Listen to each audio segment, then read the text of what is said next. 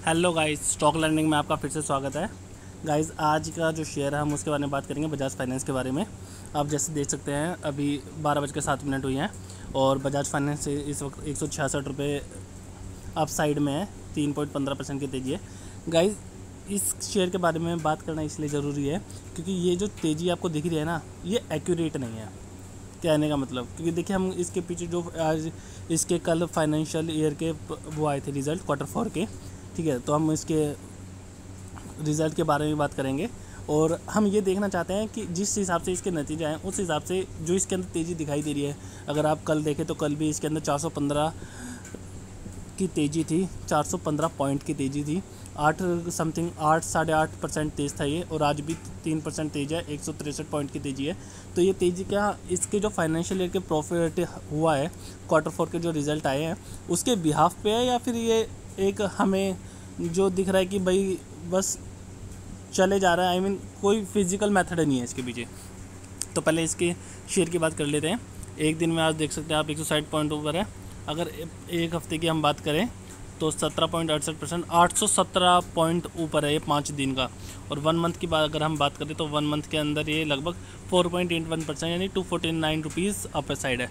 हम एक महीने की बात करेंगे, ज़्यादा की बात नहीं करते हम, क्योंकि ये अब हमने 1 मंथ का देख लिया है। आप 5 डेज़ में देखिए, 5 डेज़ के अंदर भी ये कम से कम भी 800 पॉइंट ऊपर है, 816 पॉइंट ऊपर है। 17.5% की तेज़ी है इसकी, ठीक है। अब हम बात कर लेते हैं इसके फाइनेंशियल्स की। तो अब आप देखिए ये Q4 के जो इसके रिज़ल्ट आए हैं, ठीक है, हम इसकी बात कर लेते हैं। अगर आप फाइनेंशियल 2021 को 2020 से अगर कंपेयर करें तो आप देखिए टोटल रिवेन्यू जो है 2020 में 26,385 था और 2021 में 26.683 करोड़ था।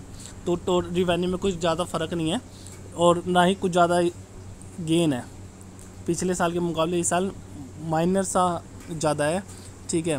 और आप EBITDA रेशियो अगर देखें तो इस साल कमी है, 63-17 है, और पिछले साल जो था 7,616 था, ठीक है। नेट इनकम की अगर हम बात करें, आइए तो नेट इनकम की बात करते हैं हम। बल्कि इस फाइनेंशियल ईयर के अंदर पिछले फाइनेंशियल ईयर के मुकाबले नेट इनकम कम है। पिछले साल जो इनका नेट इनकम थी वो 5,263 करोड़ थी, लेकिन इस साल की जो इनकी नेट इनकम है वो 4,419 करोड़ है, ठीक है। EPS रेशियो भी आप देख सकते हैं, पिछले साल 89.46 से 73.58 होगी। तो पे आउट रेशियो आप देखिए 0.11 और 0.14, यानी इस साल जो इनकी नेट इनकम है उसमें कोई बढ़ोतरी नहीं है, बल्कि पिछले साल के मुकाबले कमी है, ठीक है। और रिवेन्यू भी इनका कुछ पॉइंट ही बढ़ा है, यानी कुछ ज़्यादा फ़र्क नहीं है रिवेन्यू के अंदर, ठीक है। लेकिन फिर भी बजाज फाइनेंस के जो कल रिज़ल्ट आए उसके मुकाबले कल और आज के अगर हम देखें तो बजाज फाइनेंस 600 पॉइंट अब जा चुका है, यानी लगभग 10 से 12% की तेज़ी आ चुकी है। तो ये इस वजह से कैसे है, ठीक है। और अगर हम होल्डिंग की बात करें तो आप देखिए जो बजाज फाइनेंस की म्यूचुअल फंड की होल्डिंग है, शेयर होल्डिंग पैटर्न अगर देखिए तो प्रोमोटर्स होल्डिंग है 56.12%, म्यूचुअल फंड के पास 6.39% की होल्डिंग है, अदर जो है वो 2.04% है, फॉरेन इन्वेस्टर्स इंस्टीट्यूशन की जो होल्डिंग है वो 24.06% है, और रिटेल इन्वेस्टर्स की 11.39% है, ठीक है। अगर आप इसके अंदर तो कुछ देखें तो म्यूचुअल फंड की जो दिसंबर 2020 में जो होल्डिंग थी वो 6.25% थी, जो मार्च के क्वार्टर में 6.39% हो गई है, यानी म्यूचुअल फंड ने अपनी होल्डिंग बढ़ाई है, ठीक है। और अदर्स की अगर हम बात करें तो दिसंबर के से हम कंपेयर कर रहे हैं, 2.13% थी दिसंबर में, जो उन्होंने घटा दिया मार्च में, और 2.04% हो गई है, ठीक है। फॉरेन इंस्टीट्यूशन की अगर हम बात करें तो दिसंबर में फॉरेन इंस्टीट्यूशन की जो होल्डिंग थी वो 23.89% थी, और मार्च में उन्होंने 24.06%, यानी कुछ इंस्टीट्यूशन अपनी बढ़ाई है।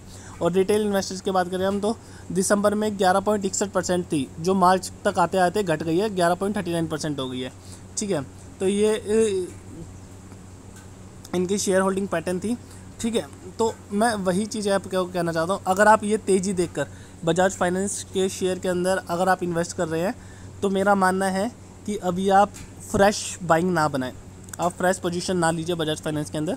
मेरा मानना है कि ये जो बजाज फाइनेंस है ये अभी रिकवर होएगा दोबारा और क्रॉस चेक होगा, देन उसके बाद, यानी क्रॉस चेक का मतलब है मेरा कि यानी अभी ये नीचे आएगा, और अगर आपको पोजीशन बनाने है तो आप इसमें 4800 से 4850 तक का स्टॉप लॉस रखिए। देन उस जब ये इस लेवल के आसपास आ जाए, अराउंड 4800 टू 5000 के अराउंड, तब आप इसके अंदर फ्रेश पोजीशन बना सकते हैं। लेकिन इस वक्त इसके अंदर फ्रेश पोजीशन मत बनाइएगा, यही मेरी राय है।